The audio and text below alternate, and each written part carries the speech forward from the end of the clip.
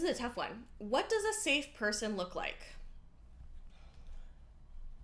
I'm going to give such a classic me answer to this, which is like, first of all, I don't think that there are safe and unsafe people. I think that everyone is on a spectrum, or maybe like a series of spectra of safeness around different kinds of things. So when we do treatment for PTSD, if we do, what is the name of that therapy? It's a cognitive processing therapy, CPT, which is one of the evidence-based treatments for PTSD. One of the things we talk about in one of those modules is trust, as not just like an on or off switch, but as a series of axes where like the center point is no information, and then you can get more information that makes it feel good or information that makes it feel bad. And when something gives you information that takes you into a negative zone on one of those axes, it's really hard to get back into the positive because you have to overcome that negative and then build something positive on top of it. So an example would be like there might be someone who you would trust with your money, but you wouldn't trust with a secret, or someone who you'd feel comfortable coming out to, but you wouldn't trust them to show up to lunch on time, right? Like there are different kinds of trust that we can have in someone. It's not even a single spectrum. It's many different spectra that we're always adding new information to our evaluations of someone. So when we talk about a safe person, for me, this sounds like wanting to find a person who like you're always going to be safe with in every way. And that's just not real. I think that what a safe person looks like to me is probably going to be different than what a safe person looks like to other people because of who I am and how I am. And I think what's more important is figuring out like how you evaluate and develop trust with the people that you spend time with, because it's that trust evaluation that really plays into that safety, right? Like safety is what happens when we have sufficient trust, right? Like when we have sufficient trust and stability, safety is what we get. I think that safety is a thing that we build through being trustworthy, through having integrity, through honesty, through all of these different pieces of relating. And so a safe person, for me at least, would look like someone who I feel like I can trust, especially with the true parts of me that can sometimes be difficult. Someone who I can trust to tell me if I've hurt them or if I did something that didn't feel good for them.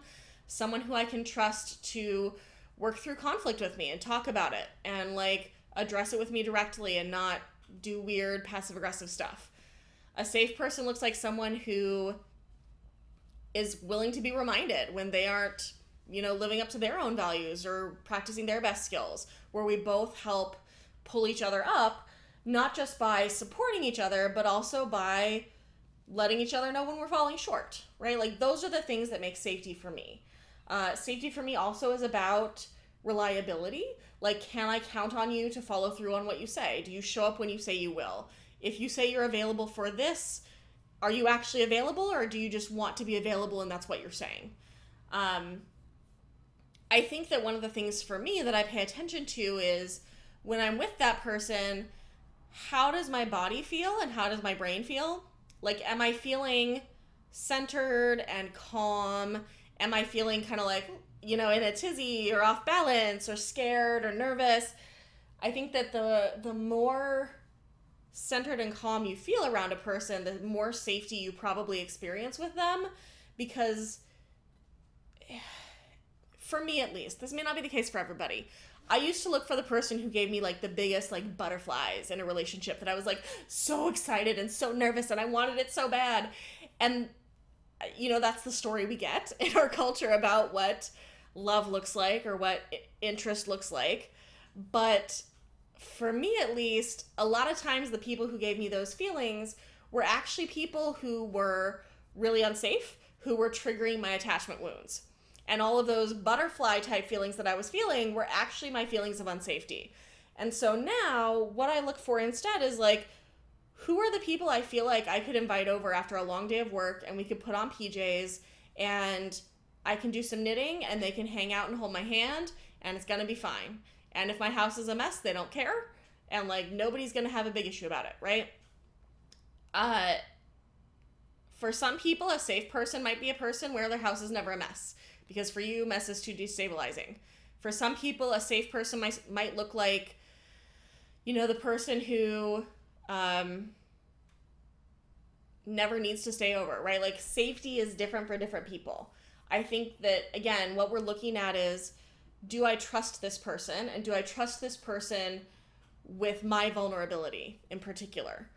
Do I feel like this person is reliable? Do I feel like they have integrity, that they say what they do what they say, that they are honest, that they are upfront, that they are able to navigate conflict in a way that is at least relatively healthy most of the time, that they are aware of their own imperfections and they are okay with being told when they've messed up, and that they are okay with telling us when they messed up. I think that regardless of who you are and how you work, those are really important things to have, particularly in like intimate relationships, but also in your friendships, in your family, right? A lot of us don't have family who we can be fully ourselves with, or who we can point out something they did that hurt us and have them receive that and work through the conflict with us. So I think that, again, safety is a big, messy concept. And I think safety is a moving thing, right? Like, no person is fully good, no person is fully evil, no person is safe, no person is unsafe. Even the like worst people in the world have almost always had at least one or two people who were really close to them who felt very safe with them. So again, I think it's very much about like, how do I find safety? What helps me build safety? What helps me notice safety? And what are the like undergirding pieces for that for me? And then how do I see in any given connection of whatever kind, whether those pieces are present and like whether I can build them or can't.